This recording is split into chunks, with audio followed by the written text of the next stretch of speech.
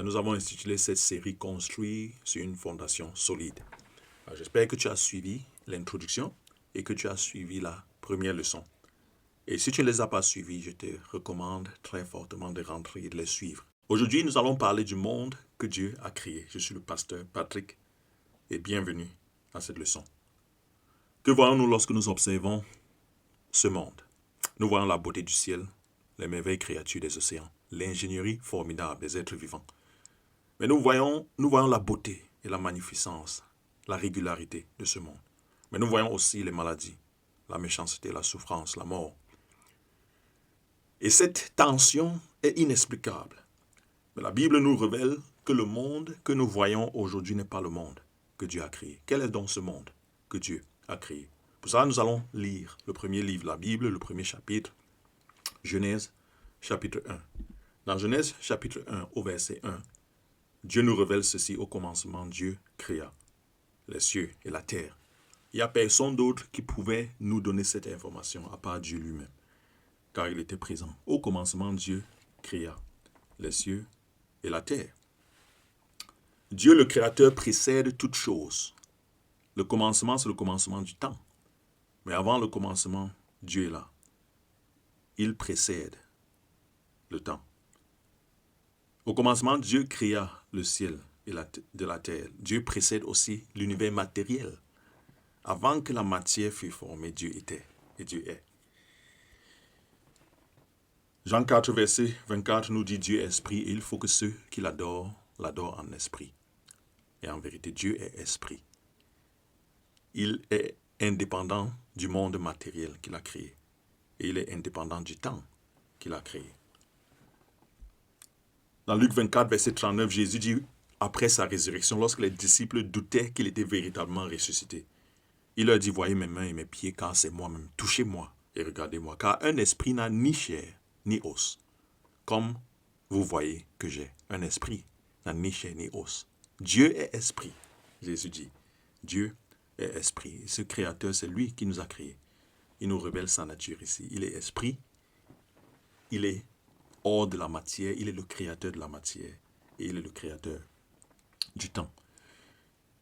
Quel est ce monde que Dieu a créé? Nous le voyons dans Genèse chapitre 1, nous allons lire quelques versets ici. La Bible dit au verset de: la terre était informe et vide et les ténèbres étaient sur la surface de l'abîme. L'Esprit de Dieu se mouvait sur les eaux. Et Dieu dit que la lumière soit. Et la lumière fut. La lumière vient de Dieu. Dieu vit que la lumière était bonne et Dieu sépara la lumière d'avec les ténèbres. Dieu nomma la lumière jour et il nomma les ténèbres nuit. Et il y eut un soir, il y eut un matin. Ce fut le premier jour. Au premier jour, Dieu crée la lumière. Au deuxième jour, Dieu crée l'étendue qui sépare les eaux au-dessous de l'étendue avec les eaux au-dessus de l'étendue. Et cela fut ainsi. Il crée une étendue. Et il appelle l'étendue les cieux. Dans le deuxième jour, Dieu crée le ciel. Le premier jour, il crée la lumière. Deuxième jour, il crée le ciel. Verset 8, il y eut soir, il y eut un matin. Ce fut le second jour. Le troisième jour, Dieu crée la terre ferme et rassemble les eaux en un endroit. Il crée la mer. Et il dit au verset 11 que la terre pousse de la végétation, des herbes portant la semence, des arbres fruitiers portant du fruit selon leur espèce, qui est leur semence en eux-mêmes sur la terre. Et cela fut ainsi. Et fin du verset 12, et Dieu vit que cela était bon. Et il y eut un soir, un matin, verset 13, ce fut le troisième jour. Le troisième jour, Dieu crée la terre ferme en séparant la terre des eaux. Et il fait pousser des arbres selon leur espèce. Il leur donne la capacité de se reproduire selon leur espèce. Il crée la diversité de la végétation. Le quatrième jour, Dieu crée les luminaires et les place dans les cieux, l'étendue qu'il a créée le deuxième jour. Qui est des luminaires dans les cieux, verset 14, pour séparer le jour d'avec la nuit, qu'ils servent de signe pour les saisons, pour les jours et pour les années. Et verset 16, à la fin du verset 16, nous apprenons qu'il fit aussi les étoiles en ce jour-là, pour dominer sur le jour de la nuit et pour séparer la lumière d'avec les ténèbres. Dieu vit que cela était bon. Il y eut un soir, il y eut un matin, ce fut le quatrième jour. Le cinquième jour, Dieu commande aux eaux de produire des êtres vivants et que les oiseaux volent sur la terre devant l'étendue des cieux. Et il créa de grands poissons, verset 21. Et tous les êtres vivants qui se meuvent et dont les eaux foisonnent. Il les créa selon leur espèce. Il créa tous les oiseaux, les poissons et les oiseaux. Il vit que cela était bon. Fin du verset 21. Et Dieu les bénit, dit croissez, multipliez-vous. Verset 23, il y eut un soir, un matin, ce fut le 5e jour. Le 6e jour, Dieu commande à la terre de produire des êtres vivants selon leurs espèces. Bétail, reptiles, animaux.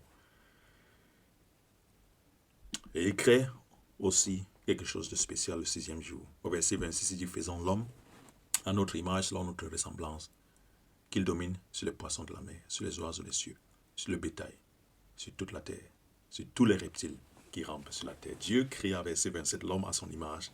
Il le créa à l'image de Dieu. Il les créa mâle et femelle.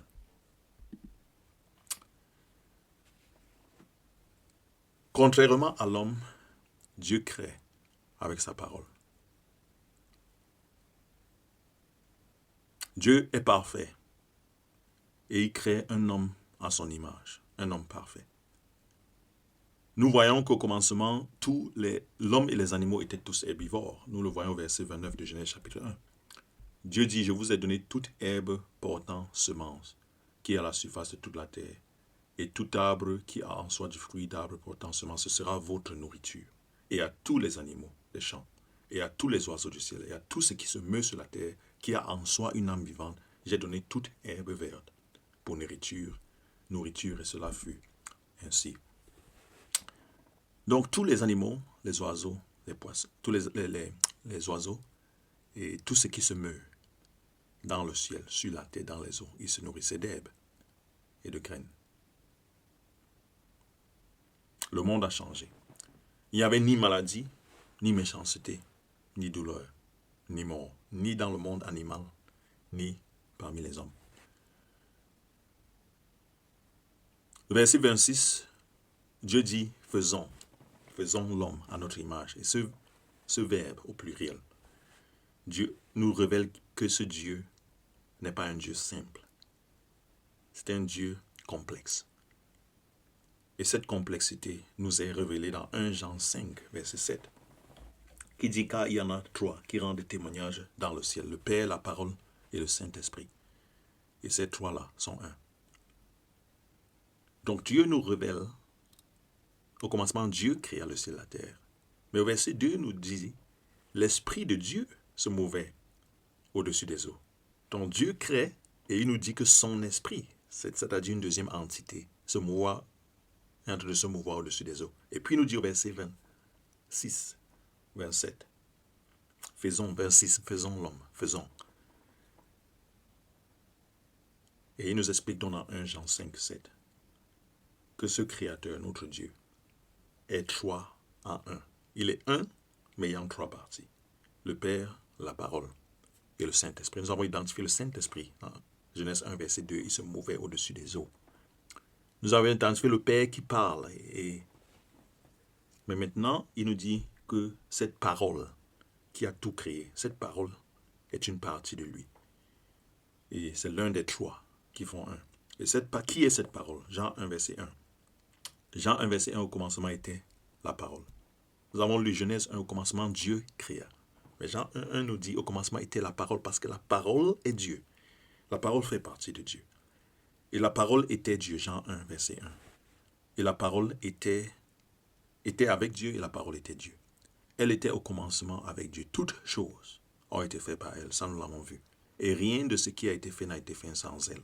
Et puis le verset 14 nous dit que cette parole qui était avec Dieu et qui est Dieu a été faite chair et a habité parmi nous, les hommes, pleine de grâce et de vérité. Nous avons contemplé sa gloire, dit l'apôtre Jean, une gloire comme celle du Fils unique venu du Père.